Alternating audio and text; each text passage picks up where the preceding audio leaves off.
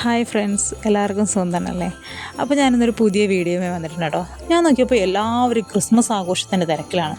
ഞാനും കരുതി ഒരു ക്രിസ്മസ് വീഡിയോ തന്നെ ആവാമെന്ന്. അങ്ങനെ ഒരു ക്രിസ്മസ് വീഡിയോ ക്രിയേറ്റ് ചെയ്യാൻ വേണ്ടി തുടങ്ങി. അപ്പോൾ എന്ത് പറയും, എന്ത് ചെയ്യുമെന്ന് ആലോചിച്ചപ്പോൾ ഒരെത്തുംപിടിയും കിട്ടുന്നു. പിന്നെ വരുന്നത് പോലെ ആവട്ടെ എന്ന് കരുതി യൂട്യൂബ് ഓണാക്കി അങ്ങ് വീഡിയോ ചെയ്യാമെന്ന് കരുതി. ക്രിസ്മസ് ആഘോഷിക്കുന്നത് എന്തിനാ? നമ്മുടെ ക്രിസ്ത്യാനികളുടെ വിശ്വാസപ്രകാരം ദൈവപുത്രനായ യേശു ക്രിസ്തു ഭൂമിയിൽ ജനിച്ച ദിവസത്തെയാണ് ഇവർ ക്രിസ്മസ് ആയിട്ട് ആഘോഷിക്കുന്നത്. പക്ഷേ ഇപ്പോൾ ക്രിസ്ത്യാനികൾ മാത്രമല്ല കേട്ടോ, എല്ലാവരും ജാതി മതം ഒന്നും നോക്കാതെ എല്ലാവരും ആഘോഷിക്കുന്നുണ്ട് ഈ ക്രിസ്മസ് ആഘോഷങ്ങൾ. ചെറിയ കുട്ടികൾ മുതൽ പ്രായമായവർ വരെ നല്ല അടിപൊളിയായിട്ട് ആഘോഷിക്കുന്നുണ്ട്. പണ്ടൊരു ഗ്രാമത്തിൽ മറിയം എന്ന് പറയുന്ന ഒരു സ്ത്രീ, ദൈവവിശ്വാസിയും അനുസരണാശീലവും നല്ല മനസ്സൊക്കെയുള്ള ഒരു സ്ത്രീ ജീവിച്ചിരുന്നു കേട്ടോ.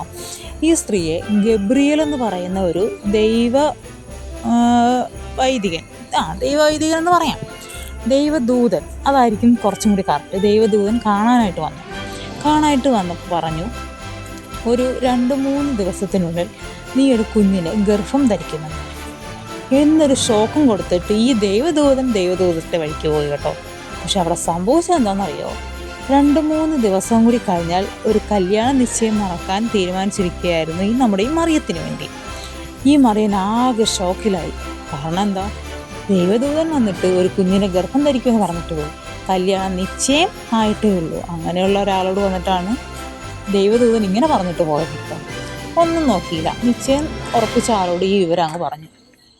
ദൈവദൂതൻ പറഞ്ഞതല്ലേ, നല്ലൊരു കാര്യമായിരിക്കുമെന്ന് പറഞ്ഞു ഇയാളും കൂടെ നിന്നങ്ങ് സപ്പോർട്ട് ചെയ്തു. അങ്ങനെ ഈ സപ്പോർട്ടൊക്കെ ചെയ്ത് ഇവർ രണ്ടുപേരും ഒരുമിച്ചിരിക്കുന്ന സമയത്ത് ആ ഗ്രാമത്തിലെ രാജാവ് എന്ന് പറയുകയാണ്, ബദലഹേമിലേക്ക് ഒരു കണക്കെടുപ്പിന് വേണ്ടി പോകണമെന്ന്. അപ്പോൾ എന്ത് ചെയ്തു? ഈ മറിയത്തിനെ കല്യാണം കഴിക്കാൻ വേണ്ടി ഇരുന്ന ആളും മറിയവും കൂടി ചേർന്ന് അവിടേക്ക് അങ്ങ് പോവുകയാണ് കണക്കെടുക്കാൻ വേണ്ടി. കണക്കെടുക്കാൻ പോകുന്ന സമയത്ത് ഒരുപാട് സന്ധ്യയായ സമയത്ത് താമസിക്കാൻ ഒരേ സ്ഥലം പോലും കിട്ടാതെ ഇവരൊരു പശുത്തൊഴുത്തിൽ ചെന്ന് കയറുകയാണ്. അവിടെ വിശ്രമിക്കുന്ന സമയത്താണ് മറിയം ഈ ദൈവദൂതൻ പറഞ്ഞതുപോലെ ഗർഭം ധരിച്ച കുഞ്ഞിനെ ജന്മം നൽകുന്നത്. ആരാണെന്ന് മനസ്സിലായില്ലേ? നമ്മുടെ യേശുക്രിസ്തു തന്നെയാണ്. യേശുക്രിസ്തുവിനെ ആ പശുത്തൊഴുത്തിൽ വെച്ച് ജന്മം നൽകുകയും ആ കുഞ്ഞിനെ ജന്മം നൽകി അവിടെ കിടത്തിയ ഉടൻ തന്നെ എവിടെ നിന്നോ കുറച്ച് മാലാഖമാർ വന്ന് അനുഗ്രഹം നൽകുകയും ആ പശുത്തൊഴുത്തിലുണ്ടായിരുന്ന മൃഗങ്ങളെല്ലാവരും കൂടി ചേർന്ന് ഒരു ചെറിയ രീതിയിലുള്ള സൗണ്ടൊക്കെ ഉണ്ടാക്കി അതിന് ചുറ്റും കൂടുകയും മൊത്തത്തിലൊരു പ്രകാശമൊക്കെ വന്ന് സ്ഥലമാകെ മാറി മറിഞ്ഞു എന്നാണ് പല കാര്യങ്ങളിലൂടെയും വായിച്ചും കേട്ട് മനസ്സിലായത് കേട്ടോ. എങ്ങനെ നോക്കിയാലും ആ ദൈവദൂതൻ പറഞ്ഞതുപോലെ ഇന്ന സമയത്ത് ഒരു കുഞ്ഞവിടെ ജനിക്കുകയും ചെയ്തു. ഈ ദൈവദൂതന് ചുറ്റാകെ മാലാഖമാർ എത്തുകയും ചെയ്തു.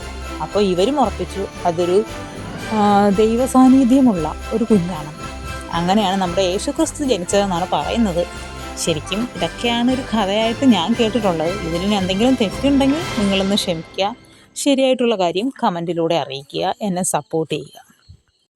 ഞാനീ പറഞ്ഞതിൽ തെറ്റ് വല്ലതും ഉണ്ടെങ്കിൽ ക്ഷമിക്കണം കേട്ടോ. കാരണം എനിക്ക് വലിയ പിടിയൊന്നുമില്ല. ഞാൻ ഗൂഗിളിൽ ഒക്കെ കണ്ട കാര്യങ്ങൾ ജസ്റ്റ് ഒന്ന് അറിയിച്ചു എന്ന് മാത്രമേ ഉള്ളൂ. പിന്നെ വീഡിയോ ഇഷ്ടപ്പെട്ടെങ്കിൽ സബ്സ്ക്രൈബ് ചെയ്ത് ചാനലിനെ സപ്പോർട്ട് ചെയ്യുക. ഇനിയും ഇൻട്രസ്റ്റിംഗ് ആയ വീഡിയോ വല്ലപ്പോഴും മാത്രമേ ഇടുന്നുള്ളൂ. ഡെയിലി ആയിട്ട് നിങ്ങളെ ശല്യം ചെയ്യത്തില്ല.